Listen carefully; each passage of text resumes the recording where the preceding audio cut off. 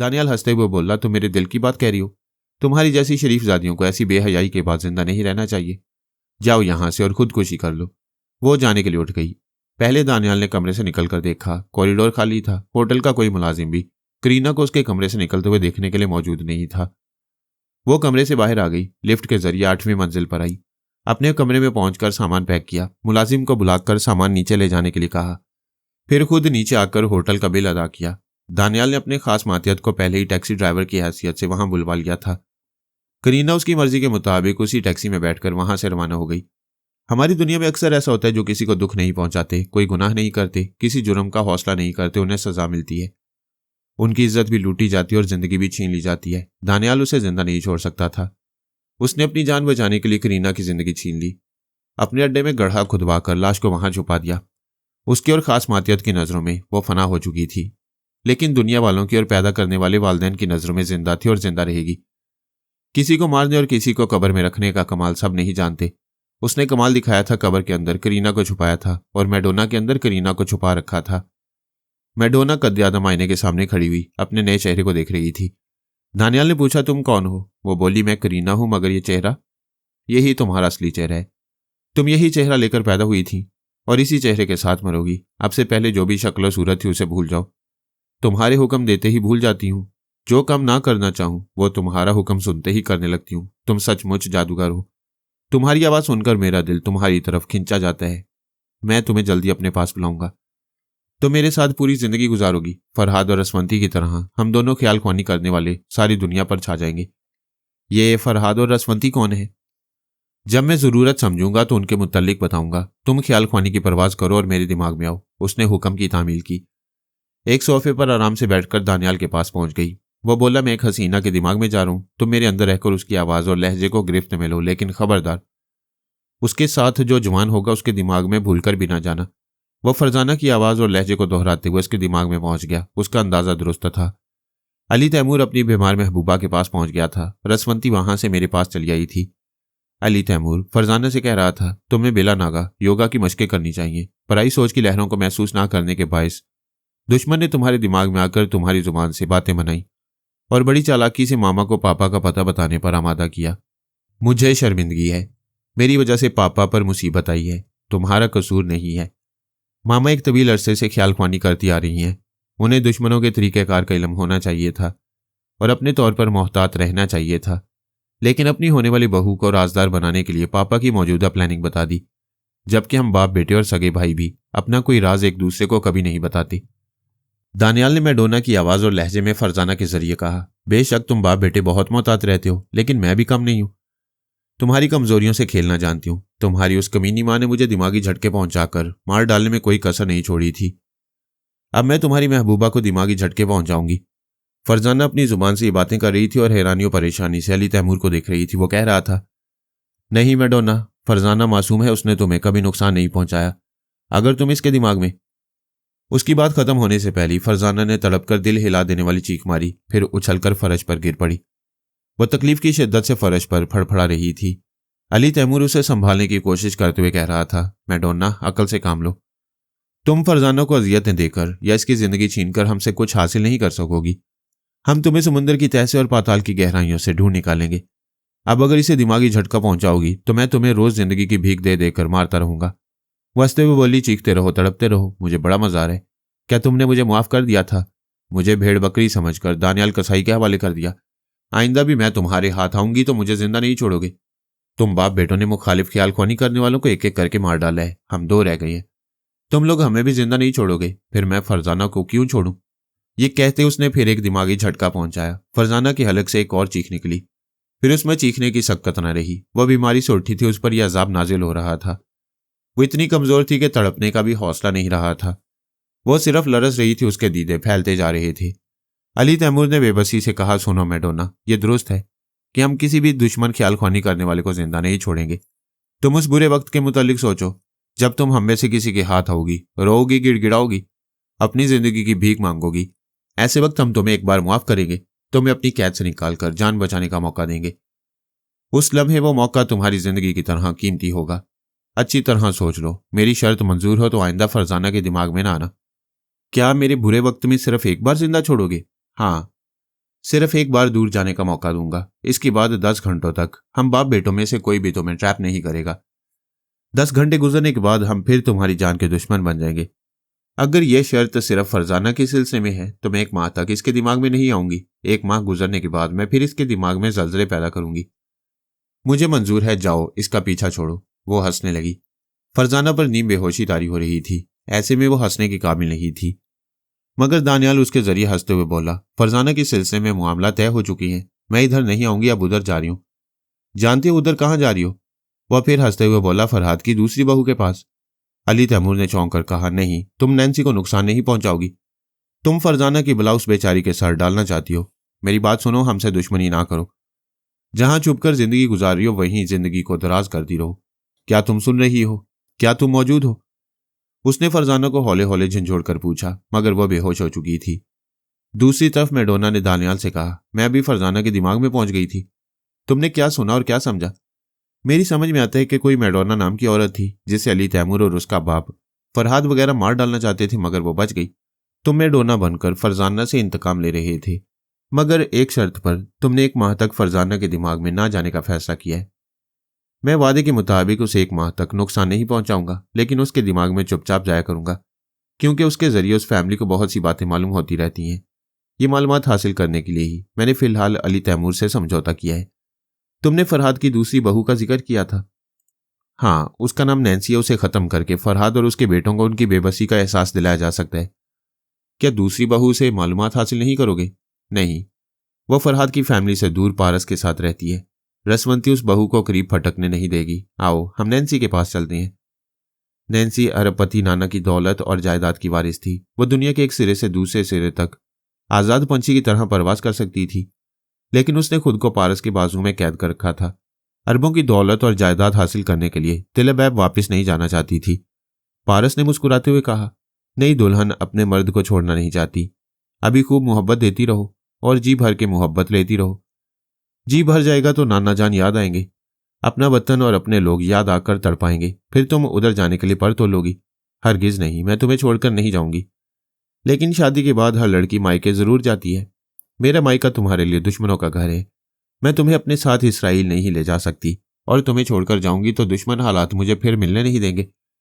हालात आज खुद दुश्मन नहीं होते, उन्हें दुश्मन बना दिया जाता है। तुम्हारी यहूदी तंजीम के अफराद हमारी निगरानी करती हैं। इसराइल के यहूदी हुक्काम मुझे अपनी ज़मीन पर बर्दाश्त नहीं करेंगे। वो बज़ाहिर दोस्ती और मोहब्बत से पेश आएंगे, लेकिन दर पर्दा मुझे मौत के घाट उतारने की कोशिश करेंगे। अगर मैं उनकी साजिश से मर जाऊंगा तो वो मेरी मौत पर उसी तरह मगरमच्छ के आंसू बहाएंगे जिस तरह मम्मी की हलाकत पर उन्होंने मातमी ड्रामा प्ले किया था। तुम सारे इल्जाम हम यहूदियों को क्यों देते हो? क्या तुम्हारे पापा से, तुम्हारी पूरी फैमिली से सिर्फ यहूदी दुश्मनी करते हैं? क्या दुनिया के एक किनारे से दूसरे किनारे तक दूसरी कौम और मजहब के लोग दुश्मनी नहीं करते? बेशक, यहूदियों से ज्यादा दूसरी कौम और मजहब के लोग हमारे दुश्मन हैं, लेकिन यहां सिर्फ मेरी और तुम्हारी बात हो रही है। तुम्हारे मायके और पूरे मुल्क में सिर्फ यहूदी हमारे दुश्मन हैं। मैं मानती हूँ और ये भी जानती हूँ, कई बार कोशिशें करने के बावजूद हमारे लोग तुम्हारे पापा को दोस्त न बना सके या पापा दोस्ती ना कर सके। बकवास मत करो। तुम्हारे बड़े बड़े सियासतदानों की चालबाजी और तुम्हारे मोहतरम की मक्कारियों ने पापा के दोस्ताना जज्बात को ठेस पहुंचाई है। वो गुस्से में उसकी आगोश से निकल गई, फिर बोली, तुम किस लहजे में बोल रहे हो? क्या मैं बकवास कर रही हूँ? तुम मेरी कौम के बीमार सियासतदानों को और मजहबी पेशवा को चालबाज और मक्कार कह रहे हो। क्या तुम्हारे मजहब में बीवी को पाँव की जूती समझा जाता है? क्या बीवी के मजहब और कौम पर कीचड़ उछाली जाती है? तुमने जज्बात में आकर मेरे जज्बात को ठेस पहुंचाई है, सॉरी कहो। वो बड़ी नरमी से बोला, हमारे यहाँ बीवी के मजहब और कौम पर कीचड़ नहीं उछाली जाती, क्योंकि वो हमारी हम मजहब होती हैं। गैर मजहब की औरत से शादी की इजाजत नहीं है। फिर तुमने मुझसे शादी क्यों की? तुम भूल रही हो, मैंने खुदा को हाजिर और नाजिर जानकर तुम्हें अपनी मनकूहा बनाने से पहले यह साफ तौर पर बता दिया था कि मैं मुसलमान हूं। तुमने कश्मकश में मुब्तला रहने के बाद इस्लाम कबूल करने का फैसला किया। उसी वक्त गुस्ल करने के बाद वजू किया, मेरे साथ कलमा पढ़ा, मुझे यकीन दिलाया कि मुसलमान हो गई हो। मैं तुम्हारे दिल की बात कैसे जान सकता था? बाद में पता चला कि तुमने मेरी कुर्बत हासिल करने के लिए जज्बात से मगलूब होकर ऐसा किया था। मैंने अपने इल्म अमल के मुताबिक एक मुसलमान लड़की से शादी की। तुम हमेशा की तरह यहूदी रही, ये तुम्हारा अमल है। वो गुस्से से सोच रही थी, मेरी गलती थी, मैं जज्बात से बेकाबू हो गई थी। पारस चाहता तो अपनी असलियत जाहिर किए बगैर मेरी इज्जत से खेल सकता था। ये असूल का पक्का और नियत का सच्चा है, मैं इसकी दीवानी हूं। लेकिन ये बर्दाश्त नहीं कर सकती कि ये मेरी कौम और मजहब के बड़ों की शान में गुस्ताखी करे। दानियाल बड़ी खामोशी से नैन्सी के ख्यालात पढ़ रहा था। वो उसे हमेशा के लिए खत्म करके मुझे और पारस को बेबसी का एहसास दिलाना चाहता था, मगर नैन्सी की गुफ्तगू से यह तदबीर सूझी कि इसके मजहबी और कौमी जज्बात को ज्यादा से ज्यादा उभार कर अपना अलहकार बनाया जाए। वो पारस के लिए मोहब्बत की तरह मीठी है, लिहाजा उसे मीठी छुरी बनाकर रखा जाए। वो नैन्सी की जुबान से बोला, पारस, हम मियाँ बीवी हैं, एक दूसरे को दिलो जान से चाहती हैं, मगर हम वतन की मोहब्बत से, मजहबी कीदत और अपनी शनाख्त से अलग नहीं रह सकते। आइंदा तो मेरी कौम के लोगों के खिलाफ कभी ना बोलना। जिस कौम के लोगों ने मेरी मम्मी को बेमौत मरने पर मजबूर कर दिया, मैं उनके खिलाफ सिर्फ बोलूंगा नहीं, बल्कि उन्हें खाक में भी मिलाता रहूंगा। तुम ये खुशफहमी दिल से निकाल दो कि मैं तुम्हारी मोहब्बत में गुम होकर अपनी माँ की मौत और बेहुरमती को भुला दूंगा। ऐसे ही माँ के लाल हो तो इसराइल से क्यों चले आए? मुझे अगवा किया गया था। अगर वहां रह जाता तो एक एक यहूदी जल्लाद को मम्मी की कब्र पर लाकर कुत्ते की मौत मारता। मर्द के बच्चे हो तो जाओ माँ का इंतकाम लो। पारस ने उसे हैरानी से देखकर पूछा, तुम मुझे भड़का रही हो? क्या तैश दिलाकर अपने साथ तिल अबैब ले जाना चाहती हो? इस वक्त तुम्हारा लहजा मोहब्बत करने वाली बीवी का नहीं है। मैं एक सवाल कर रहा हूं, वादा करो कुछ सोचे समझे बगैर फौरन जवाब दोगी। बात सोच समझ कर की जाती है और तुम उल्टी बात समझा रहे हो। फिर रहने दो, मैं सवाल नहीं करूंगा। वो थोड़ी देर सोचती हुई नजरों से उसे देखती रही। दरअसल दानियाल सोच में पड़ गया था कि पारस क्या सवाल करने वाला था। उसने नैन्सी की जुबान से पूछा, तुम क्या पूछना चाहते हो? पहले वादा करो कुछ सोचोगी नहीं, समझोगी नहीं, फौरन जवाब दोगी। चलो वादा करती हूं। फौरन बताओ, क्या तुम्हारा दिमाग काबू में है? नहीं, हाँ हाँ बिल्कुल काबू में है। पूरे होशो हवास में रहकर गुफ्तगू कर रही हूं। क्या तुम मुझे पागल समझते हो? मैं तुम्हारी बात का जवाब उस अक्लमंद को दे रहा हूं जिसने वादे के मुताबिक फौरन जवाब देने के चक्कर में सच कह दिया। तुम्हारा दिमाग अपने काबू में नहीं है। क्या तुम समझते हो मेरे दिमाग में कोई बोल रहा है? मुझे समझने की जरूरत नहीं रही, तुम्हारी जुबान से बोलने वाले ने समझा दिया है। दानियाल फौरन अपनी जगह दिमागी तौर पर हाजिर हो गया। वो घबरा गया था। यह अंदेशा हो रहा था कि थोड़ी देर और नैन्सी के जरिए बोलेगा तो पारस इसी तरह नफ्सियाती हमले करके उसकी असलियत मालूम कर लेगा। मैडोना ने कहा, मैं तुम्हारे जरिए नैन्सी तक पहुंच गई थी, तुम वापस क्यों आ गए? क्या तुमने नहीं देखा कि वो कितनी चालाकी से ख्याल ख्वानी करने वाले की मौजूदगी समझ गया था? हाँ, बहुत चालाक मालूम होता है। क्या हमें उससे दूर रहना चाहिए? हम नैन्सी के दिमाग में रहकर जो करना चाहेंगे चुपचाप करेंगे, लेकिन उसकी जुबान से एक लफ्ज नहीं बोलेंगे।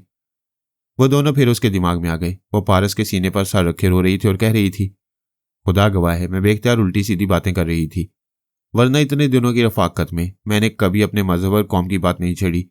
बेशक मैं नस्लन यहूदी हूं, मुझे अपने लोगों से मोहब्बत है, लेकिन तुमसे ज्यादा किसी की अहमियत नहीं है। मैं तुम्हारे लिए सबसे मुंह मोड़ कर आई हूं, तुम कहोगे तो सबको हमेशा के लिए छोड़ दूंगी। वो मोहब्बत से उसके आंसू पहुंचते हुए बोला, रोती क्यों? मुझे पूरा यकीन है कि तुम मेरे लिए सारी दुनिया को ठुकरा सकती हो। इस वक्त तुम्हारे दिमाग में वो ख्याल ख्वानी करने वाला अजनबी शैतान मौजूद है जो पापा का नाम लेकर वारदात करता रहता है। उन्हें फोन की घंटी ने मुतवज्जा किया। पारस ने रिसीवर उठाकर कान से लगाया। एक अफसर कह रहा था, मिस्टर पारस, अभी मिस्टर अली तैमूर ने इतला दी है कि मैडोना इंतकाम लेने के लिए मिस फरजाना के दिमाग में आई थी। फरजाना की जान बचाने के लिए मिस्टर अली तैमूर ने मैडोना से कोई समझौता किया है। अब वो आपकी मिसेज के दिमाग में आ रही है, बल्कि आ चुकी होगी। आप किसी तरह उनकी हिफाजत करें, मैं मिस्टर आर्मर को इतला दे रहा हूं। पारस ने रिसीवर रख दिया। नैन्सी ने पूछा, फोन पर कौन था? उसकी आंखों में आंखें डालकर बोला, फोन पर कोई भी था, मगर तुम कौन हो? वो हंसते हुए बोली, मैं तुम्हारी नैन्सी हूं। मैं तुमसे नहीं, तुम्हारे दिमाग में छुपने वाली हस्ती से पूछ रहा हूं। दानियाल ने नैन्सी के जरिए कहका लगाया, फिर कहा, मैं मैडोना बोल रही हूं। थोड़ी देर पहले तुम्हारी होने वाली भाभी पर जो गुजरी है उसकी इतला तुम्हें मिल गई होगी। हाँ, मिल चुकी है। तुम क्या चाहती हो? ये भी कोई पूछने की बात है? तुम्हारे बाप को मारने की कोशिश की थी, मगर वो शैतान की उम्र लिखवा कर आए हैं। इसके जवाब में तुम्हारी माँ ने मुझे दिमागी झटके पहुंचाए। तुम्हारे भाई अली तैमूर ने मुझे मार डालने के लिए दानियाल के हवाले कर दिया। वो यकीनन मुझे मार डालता, मगर शायद मेरी उम्र भी शैतानी है। अब मैं तुम्हारे खानदान के किसी ऐसे फर्द को जिंदा नहीं छोड़ूंगी जिसके दिमाग में मुझे जगह मिलती रहेगी। क्या तुम यही इरादा करके फरजाना को हलाक करने गई थी? हाँ, तुम्हारे भाई ने बड़ी दानिशमंदी से समझौता करके फरजाना को एक माह के लिए मेरे इंतकाम से बचा लिया है। मुझे बताओ, अली तैमूर से क्या तय पाया है? शायद मुझसे भी समझौता हो जाए। बस एक ही समझौता काफी है। तुम्हारे भाई ने वादा किया है कि कभी मैं तुम लोगों के हाथ आऊंगी तो मुझे एक बार मुआफ किया जाएगा। इस मुआफी के बाद 10 घंटे तक मुझे कोई नुकसान नहीं पहुंचाएगा। इसके बदले मैं एक माह तक फरजाना को नुकसान नहीं पहुंचाऊंगी। तुम मुझसे समझौता नहीं करोगी? नहीं। अव्वल तो मैं कभी तुम लोगों के काबू में नहीं आऊंगी, और बदकिस्मती से आ भी गई तो तुम्हारे भाई का एक वादा मुझे कम से कम एक बार बचा लेगा। उसके बाद देखा जाएगा। नैन्सी को भी मरना चाहिए। मैं तुम्हें और तुम्हारी टेलीपैथी जानने वाले पूरे खानदान को चैलेंज करती हूँ, इसे बचा सकते हो तो बचा लो। उसने नैन्सी के दिमाग में जलजला पैदा किया। वो चीखें मारकर तड़पने लगी और तड़प तड़प कर चीखें मारने लगी। दानियाल ने उसे आलाकार बनाए रखने का इरादा तय कर दिया था। उसके चोर ख्यालात पढ़कर मालूम कर चुका था कि वो बदस्तूर यहूदी होने के बावजूद अपने मुसलमान शौहर के लिए अपनी कौम और मजहब के लोगों को छोड़ सकती है।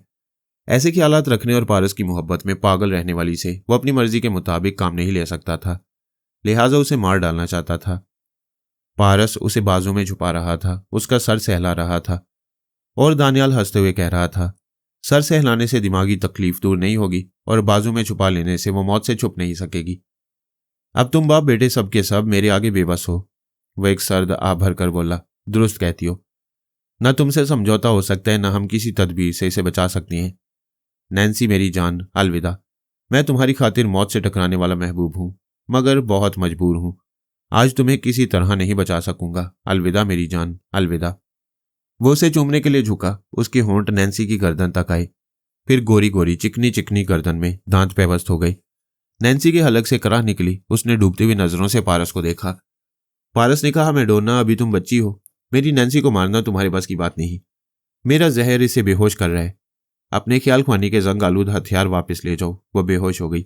दानियाल अपनी जगह दिमागी तौर पर हाजिर हो गया। सर पकड़ के सोचने लगा, कमबख्त शैतान का बच्चा है। सोनिया जैसी चुड़ैल ने इसकी तरबियत की है। बिल्कुल उसी अंदाज में हाजिर दिमागी और मक्कारी दिखाता है। मैडोना ने आकर पूछा, ये कैसे लोग हैं? टेलीपैथी जैसे खतरनाक हथियार को कुंद कर देते हैं। हमें कुछ करना चाहिए। फिलहाल कुछ नहीं कर सकते। मैं इसलिए तुम्हें साथ रखता हूं कि फरहाद और उसके खानदान को अच्छी तरह समझ लो। कभी खुशफहमी में ना रहो। बड़े तहम्मुल से अपनी चालें चलती रहो। उनमें से कोई तो काबू में आएगा। अब किसे काबू में करना चाहोगे? मैं ख्वामखा इंतकामी कार्रवाई में वक्त ज़ाया कर रहा हूं। मुझे अपनी ताकत में इजाफा करना चाहिए। कैसे इजाफा करोगे? आज की सबसे बड़ी कुव्वत टेलीपैथी है। पहले फरहाद तनहा ख्याल ख्वानी के जरिए अपने नाम की धाक जमाता रहा। अगर वो तनहा रहता तो बहुत पहले मारा जाता, लेकिन टेलीपैथी जानने वाली रसवंती उसकी जिंदगी में आ गई। उसकी कुव्वत दुगनी हो गई। फिर शिबा उसे आ मिली। उसकी कुव्वत में बेपनाह इजाफा हुआ, फिर और इजाफा होता गया। आर्मर और जोजो भी उसे मिल गई। अगरचे जोजो बचकाना जहन रखती है, लेकिन कभी कभी खास मौके पर उसे काम लिया जाता है। क्या फरहाद के पास इतने ज्यादा टेलीपैथी जानने वाले हैं? हाँ, सिर्फ शिबा नहीं रही। ये मानना पड़ता है कि जो काम दुनिया की कोई कौम अपनी जहानत से नहीं कर पाती, उसे यहूदी कमाल यारी से कर देते हैं। उन्होंने शिबा को खुदकुशी पर मजबूर करके फरहाद की एक टेलीपैथी की कुव्वत घटा दी। तुम अपनी ताकत में कैसे इजाफा करोगे? इजाफा हो रहा है। पहले मैं तनहा ख्याल ख्वानी करने वाला था, अब तुम मेरी जिंदगी में आ गई हो। मेरी कुव्वत दुगनी हो गई है। अगर मैं जोजो और आर्मर को अपने काबू में कर लूं तो मेरे पास 3 टेलीपैथी जानने वाले होंगे। फरहाद के पास सिर्फ एक रसवंती रह जाएगी। दोनों की उम्र ढल चुकी है। आखिर कितने अरसे तक ख्याल ख्वानी करेंगे? अगर उनके मुकद्दर में तबई उम्र तक जीना लिखा हुआ है तो वो तबई उम्र भी थोड़ी रह गई है, या फिर हम थोड़ी कर देंगे। आर्मर को किस तरह काबू में करोगे? आजकल तकदीर मुझ पर मेहरबान है। आर्मर अचानक बीमार हो गया है। उसका बीमार दिमाग हमारी सोच की लहरों को महसूस नहीं करेगा। आओ उस मरीज के पास चलते हैं, लेकिन खबरदार उसे अपनी आवाज ना सुनाना। वो दोनों उसके दिमाग में पहुंच गए। आर्मर सोनिया से मुलाकात करने पेरिस आया था। बीमारी की वजह से पुलिस अस्पताल में दाखिल हो गया था, ताकि सरकारी तौर पर पुलिस वाले उसकी हिफाजत करते रहे।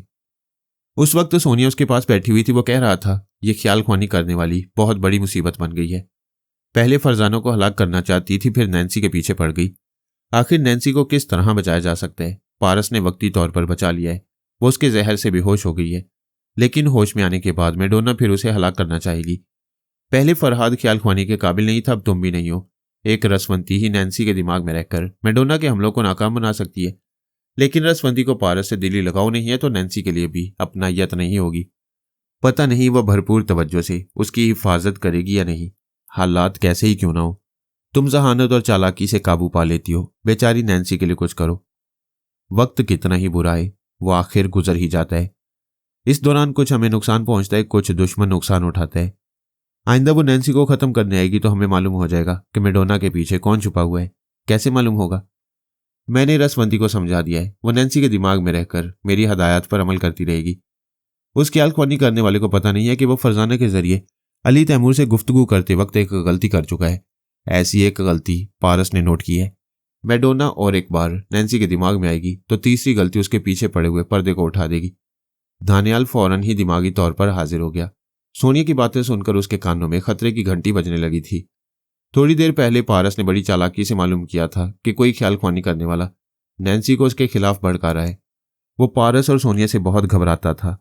वो दोनों एक मामूली सी बात पकड़कर राज की गहराई तक पहुंच जाते थे। अब यह समझ में नहीं आ रहा था कि अली, तैमूर और पारस ने उसकी कौन सी गलती नोट की है। एक सीधी सी बात यह समझ में आती थी कि वो फरजाना और नैन्सी के दिमागों में मैडोना के लहजे में बोलता रहा। शायद बोलने के दौरान वो नादानिस्तगी में एक आध लफ्ज अपने लहजे में अदा कर गया हो। अगर ऐसा है तो उसने बहुत बड़ी गलती की है और आइंदा मैडोना बनकर उसे बोलना नहीं चाहिए। उसने मैडोना के पास पहुंचकर पूछा, तुमने सुना सोनिया क्या कह रही थी? हाँ, मैंने सुना है वो गलती पर है।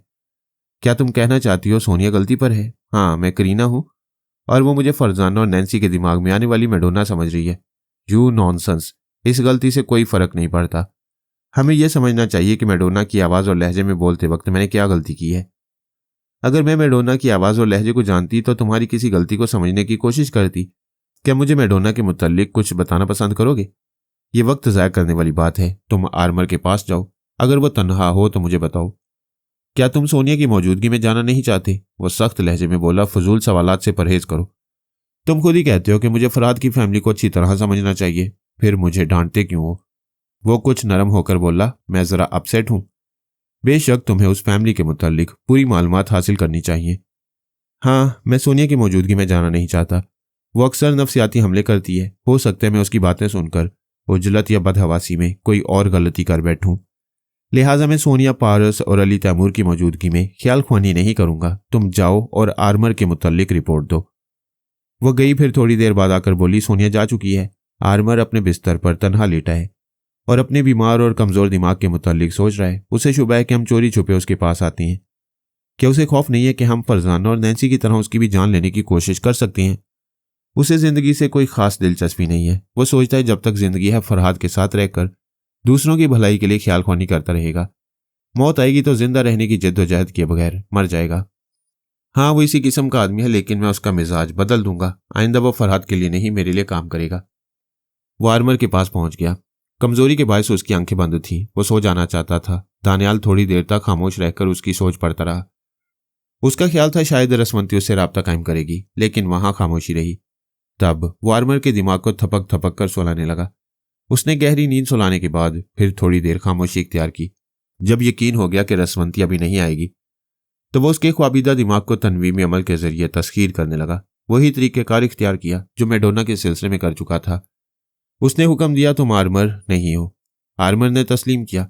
दानियाल उसका नाम और उसकी शख्सियत मिटाता रहा, फिर उसे हुक्म दिया, तुम्हारा नाम जेरी कोस्लो है।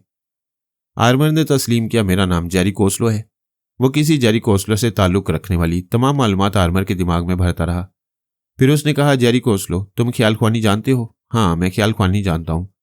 तुम्हारा दिमाग हसास है। तुम सिर्फ मेरी आवाज़ और लहजे को पहचान कर किसी हिलो हुज्जत के बगैर मुझे अपने दिमाग में जगह दिया करोगे और मेरे तमाम अहकामात की तामील करते रहोगे। उसने दानियाल की बातें दोहराई।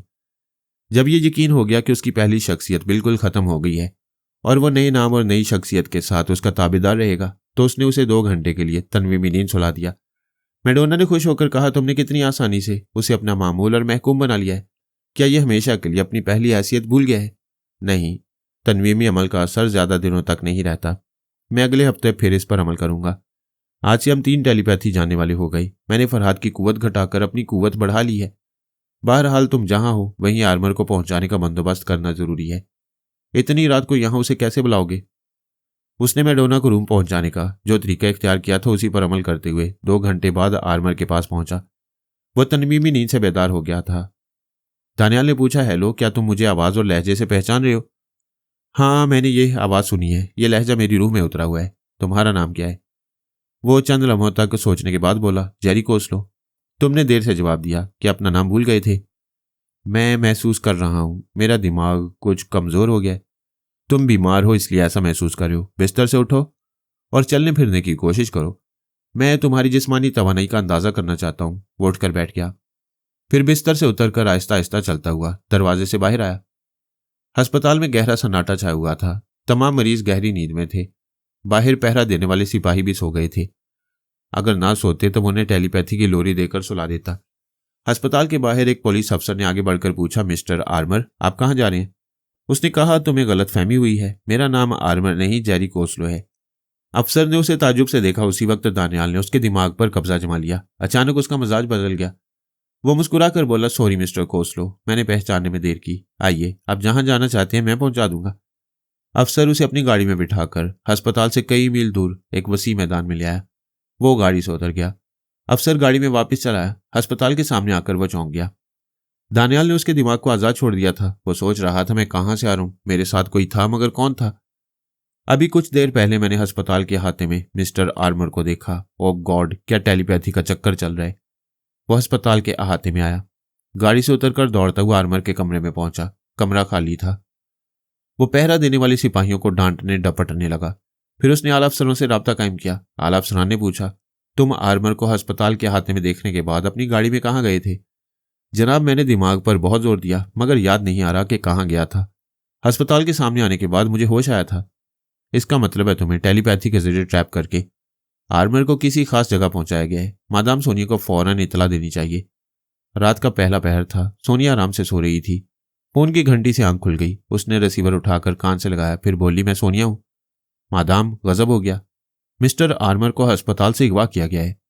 आपने बहुत बुरी खबर सुनाई है। मैं रसवंती से कहती हूँ, वो आर्मर के दिमाग में पहुंचकर मालूम कर लेगी कि अगवा करने वाले कहाँ ले गए हैं। उसने रिसीवर रखा, एक जमाही ली, फिर आरामदेह बिस्तर पर करवट बदलकर निहायत इत्मीनान से आंखें बंद करके सो गई। उसे आर्मर के अगवा होने की कतई परवाह नहीं थी। चंद लम्हों के बाद ही वो पहले की तरह गहरी नींद में डूब चुकी थी। जब मैं गोली लगने के बाद अस्पताल पहुंचा था, तभी सोनिया ने समझ लिया था कि मेरा बुरा वक्त आ गया है। मेरे होश में आते ही ख्याल ख्वानी करने वाला दुश्मन मुझे जिंदा नहीं छोड़ेगा। इसलिए उसने और जनाब शेख साहब ने मुझे कोमा में रखने का फैसला किया। सवाल पैदा होता था कि मुझे कब तक कोमा में रखा जाएगा। ज्यादा दिनों तक कोमा में रहने वाले के असाब सुन्न हो जाते हैं। रगों में खून की रवानी की रफ्तार को नॉर्मल रखने के लिए फिर एक सब्र आजमा मेडिकल ट्रीटमेंट से गुजरना पड़ता है, बशर्ते कि ख्याल ख्वानी करने वाले दुश्मन मुझे तिब्बी सहूलतों से गुजरने का मौका देते। इन हालात में सोनिया ने सोचा था कि जब मुझे कोमा से निकालकर मुझ पर तनवीमी अमल किया जाएगा और ख्याल ख्वानी करने वालों से महफूज रखने के लिए मेरे दिमाग को हसास बनाया जाएगा, तब किसी भी टेलीपैथी जाने वाले को मेरे पास आने का मौका नहीं मिलना चाहिए। वो उन्हें रोकने की तदबीर कर रही थी। सोनिया की नज़रों में टेलीपैथी जाने वाले दुश्मन दो थे, एक मेडोना थी और दूसरा एक अजनबी। अली तैमूर ने मेडोना को ख़त्म कराने के लिए उसे दानियाल के हवाले किया था। अब सिर्फ अजनबी से खतरा था। सोनिया ने रसवंती को समझाया था कि मुझे कोमा से निकालते वक्त उसे और दानियाल को मेरे दिमाग में रहकर दुश्मन के हमलों को रोकना और मुझे दिमागी तवानाई पहुंचाना चाहिए। लेकिन जल्द ही सोनिया ने दानियाल को इस मंसूबे से खारिज कर दिया। उसे इतला मिली कि वो मेडोना को हलाक करने में नाकाम रहा है। इंसान कामयाब या नाकाम तो होता ही रहता है, मगर दानियाल की नाकामी नाकाबिले कबूल थी। वो फौरन ही उसे तेज रफ्तार ट्रेन से गिरा सकता था, लेकिन उसने ऐसा नहीं किया। सोनिया ने कहा, रसवंती, मैं अभी ये तो नहीं कह सकती कि दानियाल हमारे खिलाफ कोई चाल चल रहा है या वो मेडोना को अपनी तरफ माइल करके टेलीपैथी के हथियार में इजाफा कर रहा है, मगर ये जरूर कहूंगी कि हम दानियाल पर बहुत ज्यादा भरोसा करने लगे हैं और ये नामुनासिब है।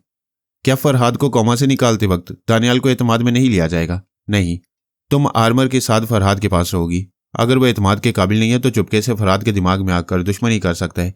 मैं उसे मौका नहीं दूंगी।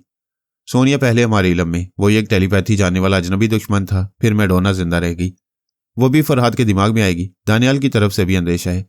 क्या फरहाद के दिमाग में रहकर इतने दुश्मनों को रोकना मुमकिन होगा? हौसला हारने से हर बात नामुमकिन हो जाती है। मैं दानियाल को अपने पास बुला रही हूं। कल मेरी तरफ से एक डमी दानियाल जाहिर होगा। दानियाल समझेगा कि वो अजनबी ख्याल ख्वानी करने वाला दुश्मन है और उसके नाम से पेरिस में वारदात करने आया है, और वो अजनबी टेलीपैथी जाने वाला सोचेगा कि मौका गनीमत है। जब दानियाल जाहिर हो गया तो उसे मौत के घाट उतार देना चाहिए। इस तरह वो ख्याल ख्वानी करने वाले आपस में उलझे रहेंगे। मैं उन्हें ज्यादा मसरूफ रखूंगी। उधर तुम्हें फरहाद पर तनवीमी अमल करने का मौका मिल जाएगा। तुम जबरदस्त चाल चल रही हो, लेकिन वो आपस में उलझने से पहले फरहाद को खत्म करना जरूरी समझेंगे। उन्हें ऐसा मौका बार बार नहीं मिलेगा। मैं मानती हूं वो पहले फरहाद को खत्म करने आएंगे, लेकिन तुम उस्ताद रहोगी तो मेडोना और वो अजनबी नाकाम होकर दूसरे दुश्मन की तरफ पलटेंगे। इधर मैं दानियाल को वक्ती तौर पर ख्याल ख्वानी की सलाहियत से महरूम कर दूंगी। वो फरहाद के दिमाग में नहीं जा सकेगा। वाकई तुम किसी हाल में मायूस होना नहीं जानती हो। इंशाल्लाह मैं तुम्हारी हदायत पर अमल करके दुश्मनों को फरहाद से दूर रखूंगी। सोनिया ने इस मंसूबे पर अमल करके एक डमी दानियाल तैयार किया। उसके लिए दानियाल का हमशक्ल होना जरूरी नहीं था। जाहिर ये करना था कि वह डमी मेकअप में है और मेकअप के पीछे दानियाल के असली चेहरे को छुपाए हुए है। ये तो सोनिया ही जानती थी कि उस डमी से किस तरह ड्रामा प्ले कराएगी। हालात बड़ी तेजी से बदल रहे थे और हालात के मुताबिक मंसूबे में भी तब्दीली हो रही थी।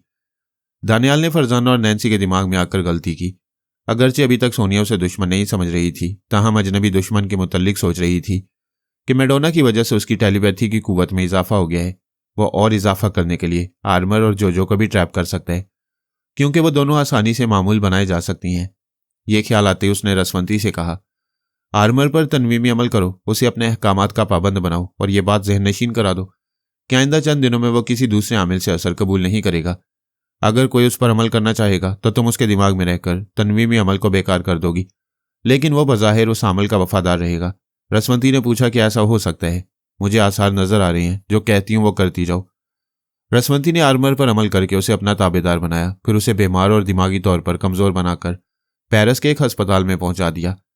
शतरंज खेलने वाले पहले ही ताड़ लेते हैं कि मुकाबिल कैसी चाल चलने वाला है। सोनिया ने भी अंदाजा लगाया था।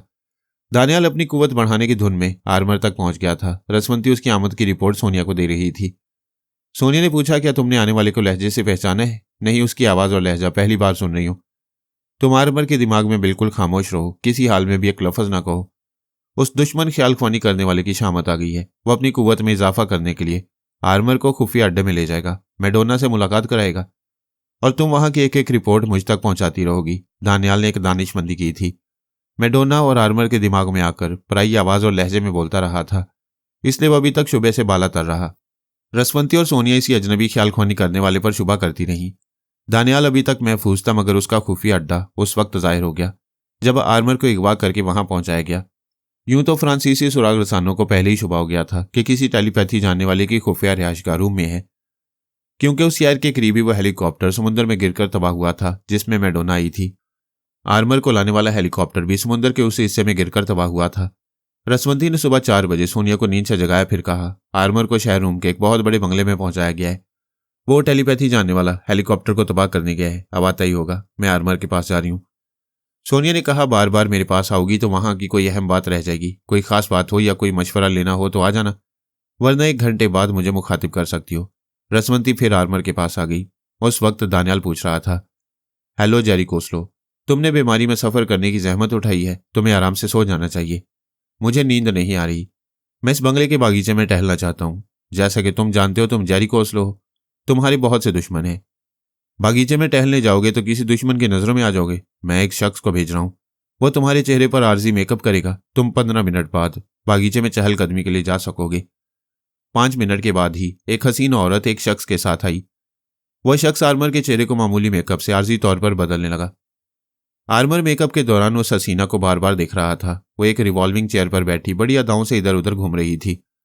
नजरें मिलने से मुस्कुराती थी। आर्मर फौरन नजरें झुका लेता। 20 मिनट में मेकअप मुकम्मल हो गया। वो दुश्मन चला गया। उसके जाने के बाद हसीना ने मुस्कुराकर कहा, तुम्हारे बारे में जो सुना वो ही पाया है। तुम बड़े शर्मीले हो, औरतों से नजरें चुराते हो। वो झीमते हुए बोला, तुम कौन हो? वो रिवॉल्विंग चेयर से उठकर उसके पास आई। आर्मर घबराकर खड़ा हो गया। वो मुसाफे के लिए हाथ बढ़ाते हुए बोली, मेरा नाम करीना कैमरून है। मैं भी तुम्हारी तरह ख्याल ख्वानी कर लेती हूँ।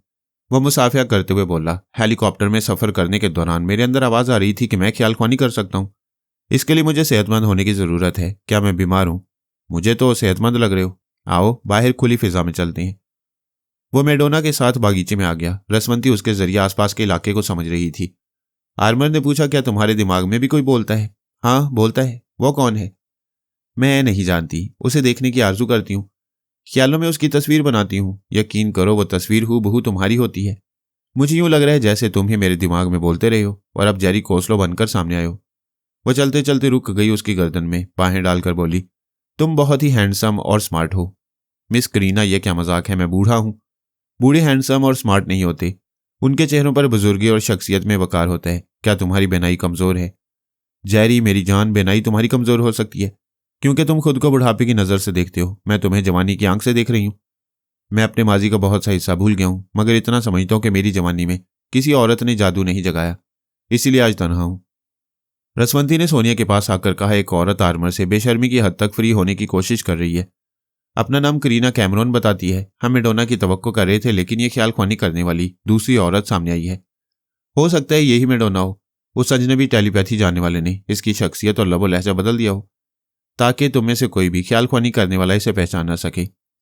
जिस बंगले में आर्मर और करीना है, मैं उसके आसपास के इलाके को किसी हद तक समझ गई हूँ। वहां तक अपने लोगों की रहनुमाई कर सकती हूँ। अभी उनमें से किसी को छेड़ने की जरूरत नहीं है। वह जगह तब्दील करके गुम हो सकती हैं। आर्मर को ऐसी जगह कैद कर सकती हैं जहां से उसका दिमाग हमारी रहनुमाई ना कर सके। जब तक शुबा नहीं होगा वो आर्मर को कहीं कैद नहीं करेंगे, अपना महकूम बनाकर रखेंगे। इसीलिए समझा रही हूं किसी से छेड़ न करना। मैं तुम्हारे मशवरों पर अमल कर रही हूं। अगर अपने तौर पर कुछ करना होता तो करीना के दिमाग में आसानी से पहुंच जाती। वो अजनबी ख्याल ख्वानी करने वाला जब आर्मर के दिमाग में आता है तो मखसूस कोड वर्ड्स सुनाता है। यही कोड वर्ड्स करीना के पास आकर अदा करता होगा। कोई ज़रूरी नहीं है। बाज़ लोग मर्दों और औरतों के लिए अलहदा कोड वर्ड्स मुकर्रर करते हैं। तुमने करीना के दिमाग में ना जाकर अक्लमंदी की है। ज़रा तहम्मुल से काम लो। हमें उस अजनबी ख्याल ख्वानी करने वाले तक पहुंचना है। क्या दानियाल तुम्हारे पास आ गया? अभी उसने राब्ता कायम किया था, कह रहा था 1 घंटे के अंदर पेरिस में होगा। क्या वो तिल अबैब से आ रहा है? नहीं, मैं बताऊंगी तो तुम चौंक जाओगी। रसवंती ने हैरानी से पूछा, क्या रूम से आ रहा है? शाबाश रसवंती, अब तुम तेजी से सही सिमत चल रही हो। मगर सोनिया तुम्हारा जवाब नहीं है। तुम गलत अफराद को बहुत पहले ही भांप लेती हो। जब से मैडोना दानियाल के हाथ से निकली है तुमने दानियाल पर भरोसा करना छोड़ दिया है। अब यह जानना जरूरी है कि वो रूम में कब से है और वहां क्या करता रहा है। उसकी अदम मौजूदगी में रूम से कुछ फासले पर 2 हेलीकॉप्टर समुद्र में गर्क हुए। एक उस वक्त हुआ जब मैडोना को हमारे हाथों से निकले हुए 4-6 घंटे गुजरे थे। दूसरा हेलीकॉप्टर आर्मर के अगवा के बाद तबाह हुआ। इस तमाम कार्रवाई के दौरान दानियाल वहां मौजूद रहकर हमसे उन हेलीकॉप्टरों के मुतल्लिक गुफ्तगू कर सकता था। अपना ख्याल जाहिर कर सकता था कि वही ख्याल ख्वानी करने वाला अजनबी ऐसी हरकतें कर रहे। मगर उसके दिल में चोर है, इसलिए उसने इन वारदातों के मुतल्लिक कोई गुफ्तगू नहीं की। हाँ, उसके खिलाफ शुबहात बढ़ते जा रहे हैं। वो घड़ी में वक्त देखते हुए बोली, आधे घंटे में दानियाल यहां पहुंचने वाला है। एयरपोर्ट के इमिग्रेशन काउंटर पर जिसकी ड्यूटी है तुम उसके दिमाग में रहो। दानियाल का पासपोर्ट जिस काउंटर पर आएगा वहां ड्यूटी देने वाले के जरिए पासपोर्ट को पढ़कर मालूम कर सकोगी कि वो तिल अबैब से कब रवाना हुआ, रूम कब पहुंचा और वहां कितने दिन रहकर यहां रहे। सोनिया उसके इस्तकबाल के लिए एयरपोर्ट आई थी। आधे घंटे बाद रसवंती ने बताया वो पिछले दिन सुबह तिल अबैब से रवाना होकर रूम पहुंचा। रूम में पिछले 1 दिन और 1 रात गुजार कर यहां आ रहा है। अब उसकी दोहरी चालें वाज़ेह होती जा रही हैं। रूम में बाबा साहब के इदारे से ताल्लुक रखने वाले अफराद से कहो उस बंगले का मुहासरा करके तुम्हारे हुक्म के मुंतजिर रहें। जब तक तुम्हारी इजाज़त ना हो वहां किसी को छेड़ा न जाए। मैं तुम्हें बताऊंगी कि मैडोना को कब खत्म करना है। हर काम मुनासिब वक्त पर होगा, वरना दानियाल को ख्याल ख्वानी के जरिए मैडोना के खिलाफ होने वाली कार्रवाई का इल्म हो जाएगा। रसवंती उसके दिमाग से चली गई। इंटेलिजेंस के एक जासूस ने आकर कहा, मादाम वो लगेज हॉल से एक अटैची लेकर बाहर आ रहा है। उसने डार्क ब्लू सूट पहन रखा है। उसके पीछे हमारे एक जासूस भी है। क्या इतनी शनाख्त काफी होगी? सोनिया ने गहरे नीले रंग के सूट में एक शख्स को देखा। उसके पीछे सोनिया का जाना पहचाना जासूस नजर आ रहा था। वो फौरन आगे बढ़कर उस जासूस के सामने आ गई। वो ठिठक गया, उसे सवालिया नजरों से देखने लगा। सोनिया ने अपनी आंखों से सन ग्लासेस को हटाते हुए कहा, मेरी आवाज सुनकर या मेरी आंखों में झांक कर मालूम कर दो मैं कौन हूं। वो आर्जी मेकअप में थी, वो पहचान न सका। यह सोचकर घबरा गया कि वो खुद पहचान लिया गया है, इसीलिए एक अजनबी औरत रास्ता रोककर ख्याल ख्वानी की दावत दे रही है। उसने फौरन ही दिमाग में पहुंचना चाहा। सोनिया ने सांस रोक ली, फिर कहा, तुमने मेरे दिमाग में आने की नाकाम कोशिश करके मेरे शुबे को यकीन में बदल दिया है। वो परेशान होकर बोला, तुम कौन हो और मुझे क्या समझ रही हो? वो मुसाफिर के लिए हाथ बढ़ाकर बोली, मुझे दोस्त समझो। उसने मुसाफिर करते हुए कहा, दोस्त हो तो अपना तारुफ कराओ। ओह, वो आगे कुछ न कह सका। मुसाफिर के दौरान सोनिया की अंगूठी से एक सुई निकलकर उसकी हथेली में चुभ गई थी। इसके साथ ही चंद लम्हों के लिए उसका तमाम जिस्म सुन्न हो गया। वो जूं का तूं खड़ा रह गया। फिर सोनिया ने अपना हाथ उसे अलग किया तो वो नॉर्मल होने लगा, जैसे जिस्म में दोबारा जान आ गई हो। वो गहरी सांस लेते हुए बोला, तुम्हारी अंगूठी ने मुझे चंद लम्हों के लिए बेबस कर दिया था। मैं अब भी कुछ कमजोरी महसूस कर रहा हूं। क्या तुमने मेरे असाब को कमजोर बना दिया है? मुझसे क्यों पूछते हो? मैडोना से राब्ता कायम करो। कौन मैडोना? मैं किसी मैडोना को नहीं जानता। आखिर तुम कौन हो? मुझे पहचानने के चक्कर में रहोगे तो मेरे आदमी रूम के उस बंगले में पहुंच जाएंगे जहां तुम मैडोना और आर्मर को छोड़ाए हो। उसने फौरन ही ख्याल ख्वानी की कोशिश की मगर नाकाम रहा। अब पता चला कि साहब की कमजोरी के साथ दिमागी तवानाई में भी कमी आ गई है। वो मैडोना को खतरे से आगाह करना चाहता था। ये इतना जरूरी था कि वह चंद सातों के लिए बेख्तियार आंखें बंद करके फिर ख्याल ख्वानी की परवाज करने लगा। सोच का परिंदा पर तोलता था मगर थक कर उड़ने से रह जाता था। फिर उसने चौंक कर आंखें खोल दी। 2 शख्स उसके दोनों तरफ थे और उसे धक्के देकर ले जा रहे थे। इस नागहानी मुसीबत ने उसके होश उड़ा दिए थे। बचाव की कोई तदबीर जहन में नहीं आ रही थी। उसे टेलीपैथी के हथियार पर इतना भरोसा था कि वो इस हथियार से महरूम होने का कभी तस्वुर भी नहीं करता था। उसे एक कार की पिछली सीट पर लाकर बिठाया गया। फिर उसके दाएं बाएं 2 मुसल्लह गार्ड्स बैठ गए। सोनिया अगली सीट पर आ गई। ड्राइवर ने कार स्टार्ट करके आगे बढ़ाई। उसी वक्त रसवंती ने आकर कहा, इस बंगले को चारों तरफ से घेर लिया गया है। वो लोग तुम्हारी इजाजत के मुंतजिर हैं। पहले दानियाल के दिमाग में चुपके से जाओ और चोर ख्यालात पढ़कर बताओ। वो चली गई।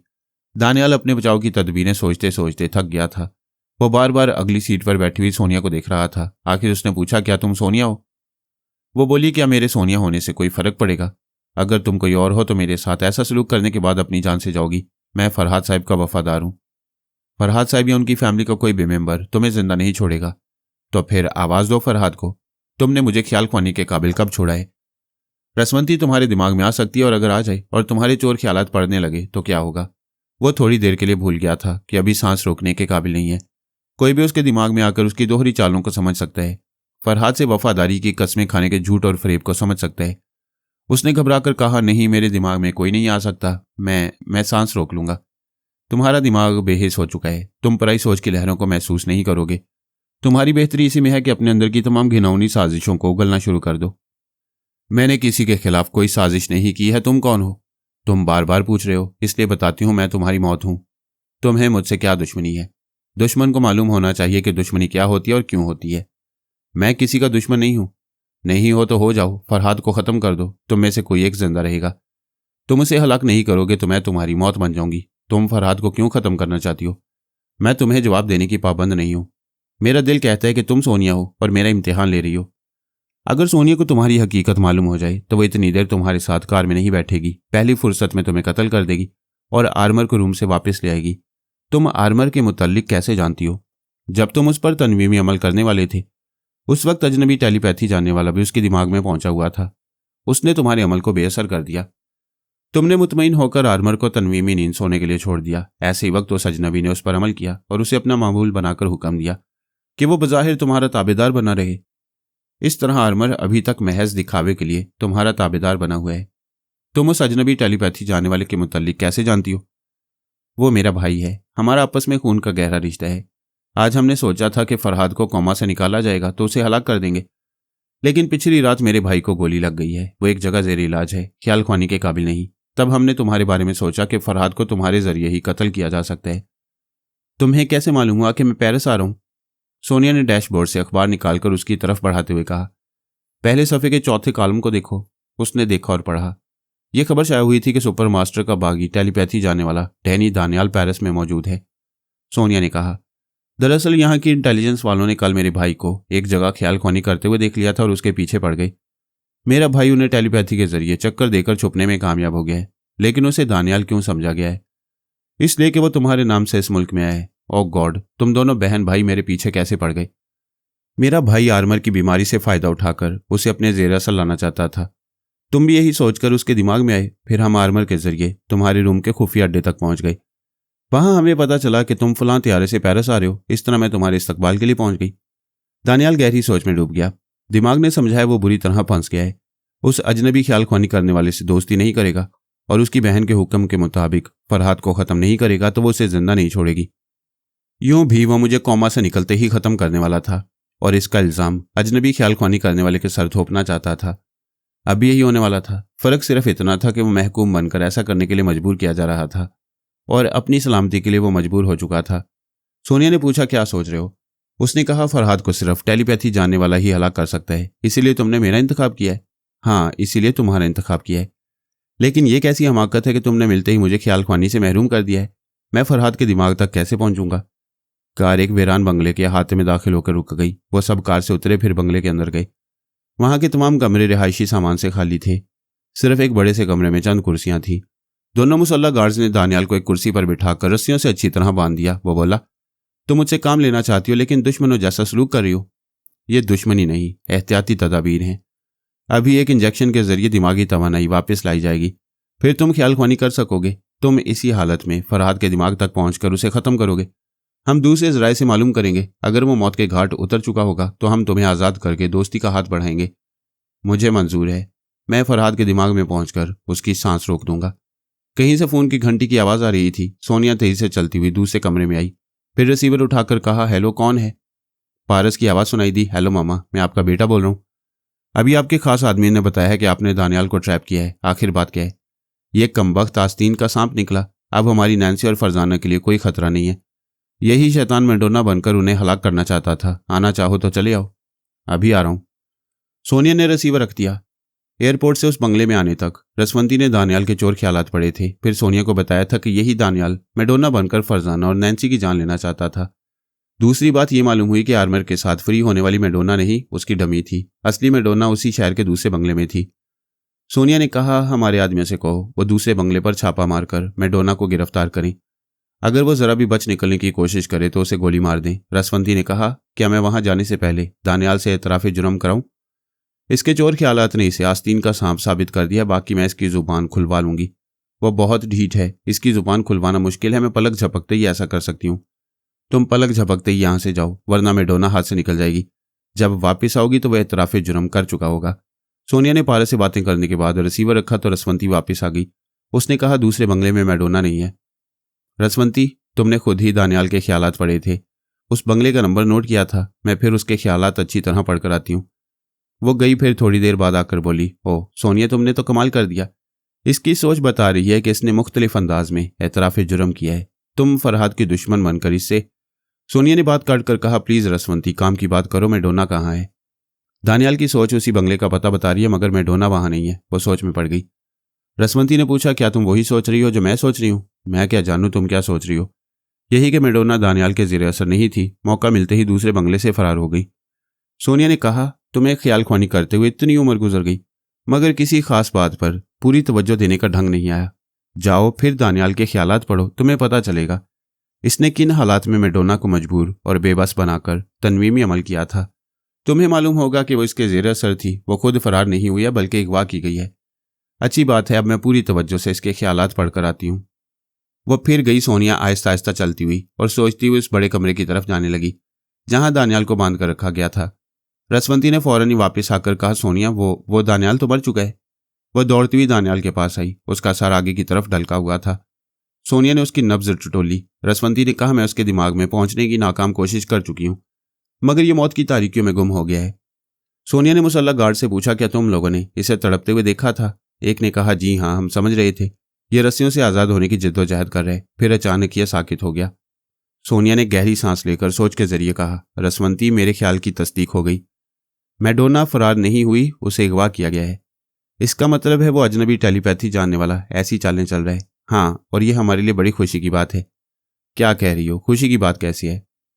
वो अजनबी ख्याल ख्वानी करने वाला बड़ी खामोशी से काम कर रहा था। मैंने उसे कुछ खुलने पर मजबूर करने के लिए ही दानियाल के मुत्तल्लिक खबरें शाया कराई थी, ताकि वो दानियाल के पीछे पड़ने के लिए पेरिस आए या दूर रहकर उसे ट्रैप करे, मगर उसकी हरकतें हमारी नज़रों में रहें। लेकिन उसने हमारे शिकार को मार डाला है। हम इसे कब जिंदा छोड़ने वाले थे? फोन की घंटी फिर सुनाई दी। सोनिया ने दूसरे कमरे में आकर रिसीवर उठाया। फिर पूछा, हेलो, कौन है? दूसरी तरफ से आवाज़ आई, मैं सिस्टर सोनिया से बात करना चाहता हूँ। मैं सोनिया बोल रही हूँ। ओह सिस्टर, आपने मुझे भाई बनाकर मेरी बरसों की आरजू पूरी की है। मैं समझी नहीं, आप इतनी जल्दी भूल गई। अभी एयरपोर्ट से आते वक्त आपने दानियाल से कहा था कि आप अजनबी ख्याल ख्वानी करने वाले की बहन है। अच्छा, तो तुम मेरे ख्याल ख्वानी करने वाले भाई हो? जी हाँ, मैं आपका ये एहसान कभी नहीं भूलूंगा। इसमें एहसान की क्या बात है? आप और मिस्टर फरहाद जुबान के धनी हैं। जो कह देते हैं उसे ज़रूर पूरा करते हैं। आपके भाई कहने का मतलब ये हुआ कि आप मुझे कभी दुश्मन नहीं समझेंगी। ठीक समझे ब्रदर, लेकिन कुछ और समझा रही हूँ, वो भी समझ लो। हमारे रिश्ते के मुताबिक आज से फरहाद तुम्हारा दुल्हा भाई है। वो चौंक कर बोला, आगे सुनो। तुम पारस और अली तैमूर के मामू जान हो। अपने बहनोई और भांजों की जितनी इज्जत करोगे, इस महन से तुम्हें उतनी ही मोहब्बत और सलामती मिलेगी। दूसरी तरफ से रिसीवर रख दिया गया। रसवंती ने हंसते हुए कहा, वो भाग गया। सोनिया ने कहा, तमाम इंसानी रिश्तों में बहन का रिश्ता बहुत मुश्किल होता है। इसे सिर्फ गैरतमंद ही निभा सकते हैं। पारस ने कमरे में आकर कहा, मामा, मैं आपकी बातों से मुतमईन होकर नैन्सी को अस्पताल में छोड़ाया हूँ। यहाँ आते ही मालूम हुआ कि दानियाल की मौत टेलीपैथी के जरिए हुई है। क्या उस टेलीपैथी जानने वाले से नैन्सी और फरजाना को खतरा पेश नहीं आएगा? हाँ, मुझे भी यही तशवीश है। वो अजनबी बहुत कुछ कर सकता है। वो टहलने के अंदाज में सामने दीवार की तरफ गया, फिर वापस आते हुए बोला, हालात बहुत कुछ सिखाती हैं। आज अकल कहती है कि हम भाइयों को शरीके हयात बनाने के लिए ऐसी लड़कियों का इंतखाब करना चाहिए जो हसास दिमाग रखती हूँ और पराई सोच की लहरों को महसूस करते ही सांस रोक लेती हूँ। मेकअप की माहिर हूँ, बेहतरीन फाइटर भी हूँ। जहानत और हाजिर दिमागी से अपनी हिफाजत आप कर सकती हूँ। आप फरजाना और नैन्सी को ऐसा बनाना चाहती हैं, लेकिन आपको वक्त नहीं मिल रहा है, और जब तक वक्त मिलेगा दुश्मन उन्हें खत्म कर देंगे। सोनिया ने कहा, रसवंती तुम फरजाना और नैन्सी की खबर लेती रहो। फरहाद का क्या होगा? वो कब तक कोमा में रहेगा? मजबूरी की हालत में कोमा की मुद्दत बढ़ाई जा सकती है। वजनबी मौत की तरह फरहाद के सर पर मंडला रहा है। मैं तो कहती हूँ फरजाना और नैन्सी को भी कोमा में पहुंचा दिया जाए। ये लड़कियां ख्वामख्वाह हमारा वक्त ज़ाया कर रही हैं और परेशानियां बढ़ा रही हैं। ये मत भूलो, ये लड़कियां हमारे बच्चों की मोहब्बत हैं। ऐसी मोहब्बतें सलामत नहीं रहती। मैं पारस से मुत्तफिक हूँ। आइंदा हम ऐसी लड़कियों को बहू बनाएंगे जिनमें तुम्हारी और पौमी जैसी सलाहियतें हों। तुम गलत समझ रही हो। पारस ने यह नहीं कहा है कि फरजाना और नैन्सी को दुश्मन की टेलीपैथी के हवाले करके नई बहुओं को तलाश किया जाए। प्लीज़ उन लड़कियों के पास जाओ। वो पहले फरजाना के पास आई। दानियाल ने वादा किया था कि फरजाना को 1 माह तक नुकसान नहीं पहुंचाएगा। ऐसा ही मुआहिदा अजनबी ख्याल ख्वानी करने वाले से भी किया जा सकता था। वो नैन्सी की खातिर भी दुश्मन से कोई समझौता कर सकती थी, लेकिन पहले अपने बेटे अली तैमूर की परेशानी का ख्याल था, इसलिए वह फरजाना के पास आई। अली उसे कह रहा था, तुम्हें सुबह शाम योगा की मशकें करनी चाहिए। मामा से कहूंगा वो तनवीम अमल के जरिए तुम्हारे दिमाग को लॉक कर देंगी। पता नहीं नैन्सी का क्या हाल है, वो बेचारी भी टेलीपैथी के अजाब में मुब्तला हो गई है। रसवंती ने कहा, मैं फरजाना की जुबान से बोल रही हूँ। हालात कुछ ज्यादा ही तशवीशनाक हो गए हैं। मैं तफसील से सुनाती हूँ, तवज्जो से सुनो। वो दानियाल की साजिश, दोस्ती और हलाकत के बारे में बताने लगी। वह तमाम बातें तफसील से सुनने के बाद बोला, मुझे उसी वक्त शुबा हुआ था जब उसने मैडोना को हलाक नहीं किया था। उसे अपने मतलब के लिए जिंदगी देने वाला खुद मौत के मुंह में चला गया। बेटे उसके मरने के बाद भी फरजाना के लिए खतरा बदस्तूर है। वजन भी किसी वक्त भी इसे ख़त्म करने के लिए आ सकता है। मुश्किल तो यह है कि इसके दिमाग को हसास बनाने के लिए अभी इस पर तनवीम में अमल नहीं किया जा सकता। क्यों नहीं किया जा सकता? मैं अभी इसे गहरी नींद सुलाकर कर सकती हूँ। मैं इसका मशवरा नहीं दूंगा। वो अजनबी आपके तनवीमी अमल के दौरान आकर फरजाना के दिमाग पर कब्जा जमा सकता है, आपके अमल को बेअसर कर सकता है। यूं आपको पता नहीं चलेगा और हम खुशफहमी में रहेंगे कि यह महफूज हो गई है। क्या मुश्किल है? हम इसे यूं ही मरने के लिए छोड़ नहीं सकते। मैं मौत के लिए छोड़ नहीं सकता, लेकिन इसे जिंदा रखने के लिए छोड़ सकता हूं। तुम कहना क्या चाहते हो? उसने फरजाना से कहा, मेरी तुम्हारी चाहत यहीं तक थी।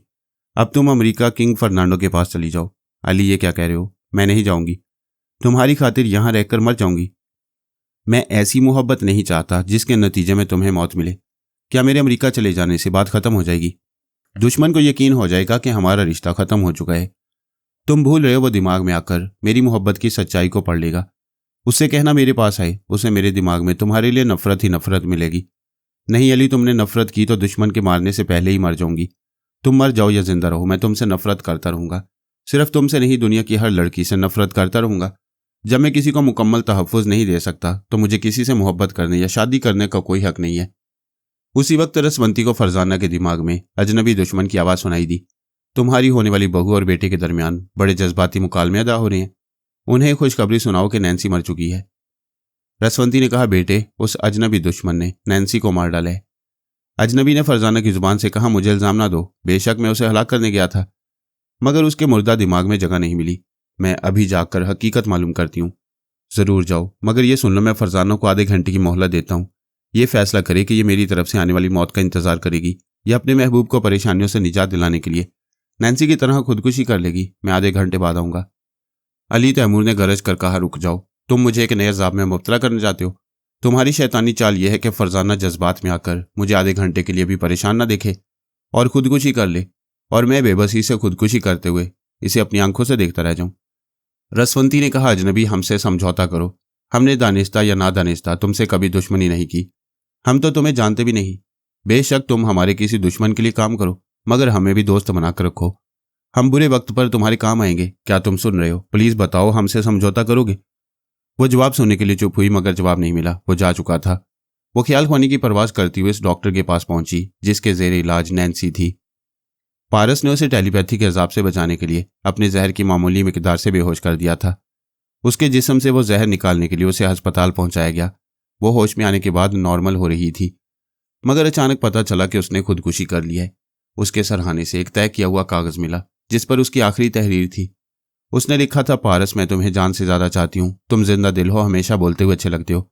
मैं तुम्हारे चेहरे से झलकती हुई परेशानी नहीं देख सकती। जब तक मुझे यकीनी तौर पर जिंदगी नहीं मिलेगी या यकीनी तौर पर मौत नहीं आएगी, तुम मेरे लिए तदबीरें आजमाते रहोगे, मेरे लिए थकते रहोगे और मेरे लिए खाना पीना और सोना भूलते रहोगे। मैं तुम्हें इन दुखों और परेशानियों से निजात दिला रही हूँ। मोहब्बत का मतलब ये नहीं है कि सिर्फ तुम मेरे लिए मरते रहो, मेरा भी फर्ज है कि तुम्हारे लिए मर जाऊं। इसके बाद दुश्मन के हाथों में तुम्हारी कोई कमजोरी नहीं रहेगी।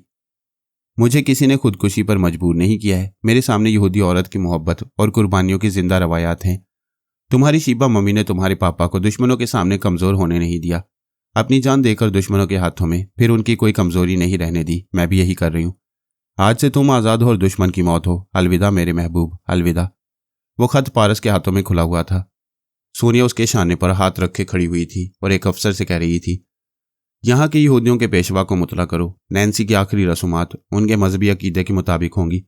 इसके नाना को भी इतला दो। साथ ही अफसोस जाहिर करो कि नैन्सी की तदफीन पेरिस में होगी, क्योंकि आखिरी रसूमात तिलबैब में अदा की जाएंगी तो पारस वहां नहीं जा सकेगा। पारस आहिस्ता आहिस्ता चलता हुआ नैन्सी के पास आया। वो अवधि नींद में और प्यारी लग रही थी। उसने झुककर उसकी पेशानी को बोसा दिया, फिर उसके चेहरे को चादर से ढांप दिया। रसवंती ने कहा, पारस, मैं तुम्हारे दुख में शरीक हूं। शुक्रिया मामा। मैं ज्यादा देर यहां नहीं ठहर सकती। उधर फरजाना के लिए खतरा है। उस शैतान ने आधे घंटे की मोहलत दी है। आप फौरन जाएं। यहां जो होना था वो हो चुका है। किसी तरह भी फरजाना को बचाने की कोशिश करें। वो वापस फरजाना के दिमाग में पहुंची तो उसकी चीखें सुनाई दी। वो शोलों में लिपटी हुई थी। किचन के बंद दरवाजे की दूसरी तरफ से अली तैमूर की आवाजें सुनाई दे रही थी। वो दरवाजा पीट पीट कर उसे पुकार रहा था और दरवाजा खोलने के लिए कह रहा था।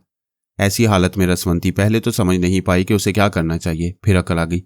उसने जबरन फरजाना के दिमाग पर कब्जा जमाया। वो दरवाजा खोलना नहीं चाहती थी। रसवंती उसे जबरदस्ती वहां तक ले गई। उसके हाथों से दरवाजा खुलवाया। अली तैमूर को मां ने बताया था कि वो शोलों में लिपटी हुई है। वो दौड़कर कंबल ले आया था। दरवाजा खुलते उसने फरजाना को कंबल से ढांप दिया। सिर्फ चेहरा खुला रखा ताकि बुझने वाली आग के धुएं से उसका दम न घुट जाए, मगर देर हो चुकी थी। वह चकराकर गिरना ही चाहती थी। अली ने उसे बाजू में उठा लिया, उसे बेडरूम में ले जाने लगा। रसवंती ने कहा, मैंने डॉक्टर को इतला दी है, वो पहुंचने ही वाला है। बेटे, तुमने इसे तन्हा क्यों छोड़ा था? मामा, मैं भी इसके साथ किचन में कॉफी तैयार करने गया था, लेकिन फोन की घंटी सुनकर जरा सी देर के लिए किचन से निकला तो इसने दरवाजे को अंदर से बंद कर लिया। कपड़ों में आग लगाते हुए बोली, मैं आंखों से दूर जा रही हूं मगर दिल में हमेशा मौजूद रहूंगी। ओह मामा, ये क्या हो गया? मुझे इसकी नब्ज नहीं मिल रही है। वो बुरी तरह जल चुकी थी। अली तैमूर उसके सीने पर सर रखकर दिल की धड़कनें सुनने की कोशिश करने लगा। धड़कनें खामोश थीं, फिर भी उसे यकीन नहीं आ रहा था कि उसकी खुश्क जिंदगी में आने वाली बहार कोई गुल खिलाए बगैर गुजर गई है। डॉक्टर ने आकर उसकी मौत की तस्दीक कर दी। मेरी अपनी जिंदगी में या मेरी चाहने वालियों की जिंदगी में ऐसे अलमनाक वाकयात पेश नहीं आए थे। मेरे दोनों बेटे अपनी अपनी मोहब्बत की मैयत के सराहने गुमसुम बैठे हुए थे। उनकी खामोशी किसी आने वाले जबरदस्त तूफान का पेशखैमा थी। सोनिया की नई बस्ती से लेकर बाबा साहब के इदारे तक मातमी सकूत छाया हुआ था। फरजाना और नैन्सी की मौत ने सभी को सोगवार बना दिया था। तिलबैब से नैन्सी के नाना और अमेरिका से किंग फर्नांडो अपनी अपनी नवासी की तदफीन के लिए आ गए थे। सोनिया ने पारस और अली तैमूर को मना किया था कि वो उनकी आखिरी रसूमात में शरीक होने के लिए कब्रिस्तान तक ना जाएं। वो दोनों को बाबा साहब के दायरे में अपनी आंखों के सामने रखे हुए थी। अली तैमूर ने कहा, मामा, हम नादान बच्चों की तरह जोश और जज्बात में आकर दुश्मन की तलाश में नहीं जाएंगे, लेकिन हमें पेरिस तक जाने दें। सोनिया ने पूछा, यहाँ क्या तकलीफ है? यहाँ के माहौल में दम घुट रहा है। मैं हुलिया बदल कर जाऊंगा, कोई मुझे पहचान नहीं सकेगा। पारस, तुम्हारा ख्याल क्या है? मैं भी इदारे से बाहर जाना चाहता हूँ। हम दोनों भाई अच्छी तरह समझ रहे हैं कि पापा की जान को खतरा है, हमें उनके करीब रहना चाहिए, लेकिन यहाँ आप, मामा और जनाब शेख अल फारस साहब जैसी हस्तियां मौजूद हैं। हम आप लोगों के सामने तिफले मकतब हैं। अल्लाह ताला को मंजूर हुआ तो आप लोगों की कोशिशों से पापा महफूज रहेंगे, इसीलिए तुम्हें जाने दिया जाए। आपको एतराज़ क्या है? मैं जवान बच्चों पर एतराज़ करना दानिशमंदी नहीं समझती, लेकिन पहले मैं जा रही हूँ। आप क्यों जा रही हैं? पेरिस में आकर मुलाकात करोगे तो बताऊंगी। वो 10 मिनट के अंदर ही उसे इदारे से चली गई। उन्हें बता दिया कि होटल डिमोरा में क्याम करेगी। उसके जाने के बाद पारस ने अली से पूछा, तुम मम्मा से मिलने होटल जाओगे? उसने उल्टा सवाल किया, क्या तुम नहीं जाओगे? मैं उसी कॉटेज में क्याम करूंगा और रोज किसी बार में जाकर काम गलत करूंगा, शराब के नशे में भटकता रहूंगा। दुश्मन को अपनी तरफ मुतवज्जा करने का उम्दा तरीका है। उसे यह नहीं मालूम होगा कि दुनिया का बदतरीन नशा भी तुम पर असर नहीं करता। वो तुम्हें सचमुच नशे में समझकर दिमाग में आएगा और मैं दिमाग के दरवाजे खुले रखूंगा। वो मुझे जिस तरह ट्रैप करना चाहेगा मैं उसकी खुशी पूरी कर दूंगा। अगर वो तुम्हें अपने ज़ेर असर रखना चाहेगा तो तुम उसे फरेब देकर उसके मामूल बन जाओगे, और अगर वो दिमाग में पहुंचते ही तुम्हारी सांस रोककर हलाक करना चाहेगा तो तुम्हें अपनी दिमागी तवानाई को बरूए कार लाना होगा और जाहिर करना होगा कि शराब ने तुम्हारे दिमाग को कमज़ोर नहीं बनाया है। हाँ, ऐसे वक्त मेरा मंसूबा नाकाम होगा। नाकाम नहीं होना चाहिए। मंसूबा बहुत अच्छा है। इस तरह वो अजनबी ख्याल ख्वानी करने वाला हमारे आसपास भटकता रहेगा या किसी वक्त हमारे सामने आने पर मजबूर हो जाएगा। उसे करीब लाने के लिए इस मंसूबे को हर पहलू से ठोस और मुकम्मल होना चाहिए। आओ हम शेख साहब से मशवरा करेंगे। वो जनाब शेख अल फारस साहब की खिदमत में हाजिर हुए। उनके सामने जानवे अदब तय किया, फिर अपना इरादा तफसील से जाहिर किया। उन्होंने फरमाया, दुश्मन का सुराग लगाना जरूरी हो गया है। वो छुप कर रहने का फायदा उठा रहे। जब तक उसे फायदा पहुंचता रहेगा वो कभी खुद को जाहिर नहीं करेगा। पारस की तदबीर से इतना तो होगा कि दिमाग में उसकी आवाज़ और लहजा सुनाई देगा। वो गुफ्तगू के दौरान कोई गलती कर सकता है। अल्लाह ताला को मंजूर होगा तो उसकी सोच से निकला हुआ कोई एक लफ्ज़ उसकी निशानदेही करेगा। मैं तुम्हारे दिमाग से ऐसी तमाम बातों को मिटा दूंगा जिन्हें पढ़कर वो तुम्हें दुश्मन समझे। इसके बरक्स दिमाग में ऐसी बातें पैदा करूंगा जिन पर यकीन करके वह तुम्हें अपना अलहकार बनाना पसंद करेगा और तुम पर एतमाद करने लगेगा। पारस उनकी हदायत के मुताबिक पालती मारकर बैठ गया। फिर उनकी आंखों में देखने लगा। अगरचे खुद उसकी आंखें जहरीली थीं, वो किसी की मकनातीसी आंखों से मुतासिर नहीं होता था, लेकिन जनाब शेख साहब की आंखों से अजीबोगरीब रूहानी कुव्वत उसे पुकार रही थी। उसने भी राजी खुशी खुद को उन आंखों की गहराइयों में डूबने के लिए छोड़ दिया। पारस के अंदर बाप और भाई के लिए, अपनी मामा और मामा के लिए और बाबा साहब के दायरे के लिए जो मोहब्बत और जज्बात थे, उनमें जनाब शेख साहब ने गिरहा डाल दी। कोई भी ख्याल ख्वानी करने वाला दिमाग के तारीक गोशे में पहुंचकर उसकी मोहब्बत और जज्बात को नहीं पढ़ सकता था। इसके बरक्स उन्होंने खून के रिश्तों के खिलाफ और बाबा साहब के दायरे के खिलाफ नागवारी और बेजारी पैदा कर दी और उस गुमराही को वाज़ेह किया कि वो अपने से दूर रहकर खुद को ऐशो इशरत में गुम करता रहेगा। तकरीबन 1 घंटे बाद रसवंती ने पराई सोच की लहरों को महसूस किया। फिर पूछा, कौन हो तुम? सांस ना रोकना। मैं वही अजनबी हूं जिसका नाम और पता ठिकाना कभी तुम लोगों को मालूम नहीं होगा। क्यों आए हो? ये मालूम करने के फरहाद को कब तक कोमा में रखोगी? क्या इंतजार करते करते थक गए हो? मैं क़यामत तक इंतजार कर सकता हूं, लेकिन उसे क़यामत तक जिंदा लाश बनाकर नहीं रखा जा सकता। 24 घंटे गुजर चुके हैं। अगर उसे कोमा से ना निकाला गया तो वो उसी हालत में मर जाएगा। वो जिंदा रहेगा, अपनी तबई उम्र तक जिंदा रहेगा। तुम उसे हलाक नहीं कर सकोगे। बड़े यकीन से कह रही हो? हाँ, बाबा फरीद वास्ती मरहूम ने अपनी ज़िंदगी में पेशनगोई की थी कि फरहाद की आखिरी सांसों में सिर्फ सोनिया उसके करीब होगी, हमें से कोई उसके पास नहीं होगा। सोनिया ये अदारा छोड़कर चली गई है ताकि फरहाद से बहुत दूर रहे। उसने कहका लगाया, फिर कहा, अहमकाना पेशनगोई पर अहमकाना एतमाद करके खुद को बहला रही हो। उसे अभी कोमा से निकालो और देखो, पेशनगोई गलत हो जाएगी। तुम्हें यह सुनकर मायूसी होगी कि अब उसकी तबई उम्र तक उसे कोमा में रखा जाएगा, यानी वो आखिरी उम्र में बेदस्तोपा रहकर मरेगा। कोई ज़रूरी नहीं है, उससे पहले हम तुम्हें बेदस्तोपा बना देंगे। उसने फिर कहका लगाते हुए कहा, रस्सी जल गई पर बल नहीं गए। अभी 2 बहुओं की लाशें दफना चुकी हो, अब सुहाग का कफन भी सिया जाएगा, फिर भी खुशफहमी है कि मुझे बेदस्तोपा बनाओगी। तुम ये मालूम करने हो कि उसे कोमा से कब निकाला जाएगा। तुम्हें इसका जवाब मिल चुका है, अब जाओ। उसने सांस रोक ली, वह चला गया। 2 घंटे बाद फिर आया। रसवंती ने पूछा, अब क्या है? मैं समझाने आया हूँ, अपनी जिद छोड़ दो और अकल से सोचो। तुम्हें फरहाद अजीज है या ये बाबा साहब का इदारा? मुझे दोनों ही अजीज हैं। अगर एक ही सलामती के लिए दूसरे से रिश्ता तोड़ना पड़े तो क्या करोगी? तुम ये कहना चाहते हो कि मैं ये इदारा और यहाँ के तमाम लोगों से रिश्ता तोड़ दूं, तुम्हारी टेलीपैथी की कुव्वत में इजाफा करने के लिए तुम्हारी लॉबी में चली आऊं, तो तुम फरहाद को नुकसान नहीं पहुंचाओगे? बेशक फरहाद की जिंदगी तुम्हारे हाथ में है, मुझे मालूम है। तुम अपने बेटे अली तैमूर पर जान देती हो। एक मोटी अकल से सोच सकती हो, बेटा कैसे ही नाकाबिले शिकस्त और शहजोर से ही मेरा कोई आलाकार उसे कहीं भी गोली मारकर गुजर जाएगा, जिसके नतीजे में वो जान से जाएगा। अगर सिर्फ जख्मी होगा तो मुझे दिमाग में आने से रोक नहीं सकेगा। फिर फरजाना और नैन्सी का जो इंजाम हुआ वही उसका होगा। दुश्मन ने रसवंती की दुखती रग पर हाथ रखा था। वो मेरे मामले में दिल को पत्थर बना रही थी। उसे यकीन था कि अपनी ख्याल ख्वानी से और सोनिया और जनाब शेख साहब की जहानत और रूहानी कुव्वतों से मुझे बचा लिया जाएगा, लेकिन बेटे के मामले में दिल कांप गया। ममता ने चीख कर कहा, कहीं से आने वाली अंधी गोली को उसकी ख्याल ख्वानी नहीं रोक सकेगी। सोनिया और जनाब शेख साहब 24 घंटे अली तैमूर की निगरानी नहीं कर सकेंगे, उसे हर लम्हा तहफ़्फ़ुज़ नहीं दे सकेंगे। बेटे की सलामती इसमें है कि दुश्मन कोई ना हो और जो है उससे कोई समझौता कर लिया जाए। वो ममता से मजबूर होकर बेख्तियार सोच रही थी और भूल गई थी कि वह अजनबी ख्याल ख्वानी करने वाला उसके दिमाग में बैठा ममता की कमजोरियों को पढ़ता जा रहा है। फिर उसने चौंक कर कहा, ओ खुदाया, तुम मेरे ख्यालात पढ़ रहे हो? मैं तुम्हारे अंदर एक सच्ची औरत को देख रहा हूँ। तुम अपने शौहर की वफादार हो और अपने बेटे पर जान देने वाली माँ हो। तुम्हारी जैसी ज़हीन औरतें हालात का तज्जिया करती हैं। इस खुदगर्ज दुनिया को अच्छी तरह समझने के बाद अपने शौहर और अपनी औलाद के लिए सारी दुनिया से रिश्ता तोड़ देती हैं। मैं इस नतीजे पर पहुंचा हूं कि तुम्हें कोई अहमक बनाकर अपनी मर्जी से फैसला नहीं करा सकता। तुम अपनी खुदादाद जहानत से खुद ही अपने शौहर और बेटे के हक में फैसला करोगी। वो अच्छी तरह समझ गया था कि रसवंती के पास सब कुछ है मगर खुदादाद जहानत नहीं है।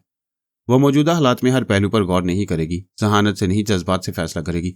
उसने जज्बात को भड़काया, उसकी तारीफें की, फिर दिमाग से चला गया। वो परेशान होकर टहलने लगी और सोचने लगी, ये बात पहले समझ में क्यों न आई कि जो दुश्मन फरजानों को हलाक कर सकते हैं वो मेरे बेटे की भी जान ले सकते हैं। मेरा बेटा हजार बासलाहियत सही, लेकिन ये जरूरी नहीं कि वो बाप की तरह किस्मत का धनी हो। बाप तो हर बार दुश्मनों से बच निकलता है। हो सकता है बेटा अपनी जहानत और हाजिर दिमागी के बावजूद दुश्मन की मक्कारी से न बच सके। मेरी तो दुनिया लुट जाएगी, किसी का कुछ नहीं जाएगा। मेरे अपने सिर्फ तसल्लियां देंगे और सब्र की तलकीन करेंगे। क्या सब्र करने से बेटा वापस आ जाएगा? उसने ख्याल ख्वानी के जरिए बेटे को मुखातिब किया। वो सोनिया से मिलने होटल जा रहा था। उसने पूछा, हेलो मामा, क्या बात है? बेटे, जब फरजाना शोलों में लिपटी हुई थी तो तुम उसके करीब थे। दुश्मन अपने आलाकार के जरिए तुम्हारे दिमाग को कमजोर बना सकता था। तुम्हें भी खुदा न खास्ता खुदकुशी पर मजबूर कर सकता था। दुश्मन तो बहुत कुछ कर सकती है, मगर बात क्या है? दुश्मन को दोस्त बनाया जा सकता है। दोस्त बनाने का वक्त गुजर चुका है। वो मेरे हाथों फरजाना की तरह जलेगा। मैं एक दिन आपको यह तमाशा दिखाऊंगा। तुम ये क्यों नहीं सोचते कि एक अंधी गोली कहीं से आकर लगेगी, तुम्हारी जान लेगी या दुश्मन को तुम्हारे दिमाग में पहुंचा देगी? मामा, जिंदगी के अमली मैदान में इससे भी ज्यादा होता है। दुश्मन आपको या पापा को गन पॉइंट पर रखकर हमें कमजोर बना सकते हैं। एक दुश्मन ने फरजाना और नैन्सी को मरने पर मजबूर किया है। वो पापा की मौत बनकर मुझे धमकी दे सकता है कि बाप की जिंदगी चाहते हो तो टेलीपैथी जानने वाली माँ के साथ फौरन मेरे पास चले आओ। ऐसे वक्त तो तुम क्या करोगे? आप जवाब दें। अगर दुश्मन कहे कि बाप की सलामती चाहते हो तो माँ को हमेशा के लिए छोड़कर चले आओ, तो मुझे क्या करना चाहिए? नहीं बेटा नहीं, तुम माँ को छोड़कर कभी नहीं जाओगे। इसी तरह मैं पापा को, सोनिया मामा, वाटसू रोकी और जनाब शेख साहब को छोड़कर कभी नहीं जाऊंगा। क्या आपके लिए ऐसा कोई मसला पैदा हो गया है? हाँ, वो कहता है अगर मैं तुम्हारे साथ उसकी लॉबी में चली जाऊं तो वह तुम्हारे पापा को कभी नुकसान नहीं पहुंचाएगा। वह फिर भी नुकसान पहुंचाएगा। अपने मुकाबले में पापा का रोब और दबदबा बर्दाश्त नहीं करेगा। पापा अपनी जिंदगी में मुझे और आपको दुश्मन से दोस्ती नहीं करने देंगे, क्योंकि वो दोस्ती की आड़ में आपको इस कदर मजबूर करेगा कि आप पापा के चाहने वालों और वफादारों के खिलाफ टेलीपैथी का हथियार इस्तेमाल करने पर मजबूर हो जाएंगी। आप उसकी बातों में ना आए। उसके अलाकार किसी वक्त भी तुम्हें नुकसान पहुंचा सकती हैं। मैं किसी वक्त भी रास्ता चलते हादसे का शिकार हो सकता हूँ। किसी फिजाई सफर में त्यारा तबाह हो सकता है। क्या आप मुझे छोटे बड़े हादसे से बचा सकती हैं? हम हादसात के मुतालिक नहीं जानते कि वो कब और कहाँ पेश आएंगे, लेकिन दुश्मन के इरादों को समझकर हिफाजती तदाबीर कर सकती हैं। हिफाजती तदाबीर पर जरूर अमल करना चाहिए, लेकिन दुश्मनों के सामने घुटने टेकना नादानी है। आखिर कौन सी हिफाजती तदाबीर पर अमल हो रहा है? हम में से हर फर्द बेहतरीन सलाहियतों का मालिक है। इसके बावजूद हमारी आंखों के सामने 2 मौतें हो गईं। ना हम उन्हें बचा सके, न दुश्मन का कुछ बिगाड़ सके। खुदा न खास्ता तुम्हारी जान को कुछ होगा तो सब मुझे सब्र की तलकीन करेंगे। क्या सब्र करने से मेरा बेटा मुझे वापस मिल जाएगा? मामा, मैं समझता हूँ माँ से ज्यादा हौसला किसी में नहीं होता। वो अपनी मौत से लड़ते हुए बच्चे को जन्म देती है और जन्म देने से पहले इस सदमे को अपने अंदर छुपा लेती है कि अभी पैदा होने वाला बच्चा किसी दिन भी उसकी आंखों के सामने मर सकता है। कि आपने मुझे पैदा करते वक्त ऐसा नहीं सोचा था? मैं हौसले वाली माँ नहीं हूं, मुझसे बड़ी बड़ी बातें ना करो। उसने दरवाजे पर पहुंचकर दस्तक दी। चंद लम्हों के बाद सोनिया ने पूछा, कौन है? मैं हूं, अली तैमूर। दरवाजा खुल गया। उसने अंदर आकर दरवाजा बंद करते हुए कहा, हमारे दरमियान मामा मौजूद हैं। ये एक मसले में उलझी हुई हैं, बल्कि उलझाई गई हैं। मैं उन्हें बड़ी देर से समझा रहा हूं, मगर इनके सामने का बच्चा हूं, इसलिए मेरी बातें इनके लिए काबिल कबूल नहीं है। सोनिया ने पूछा, क्या बात है रसवंती? वो सोनिया के पास आकर तमाम बातें तफसील से बताने लगी। अली तैमूर एक सोफे पर आराम से बैठ गया।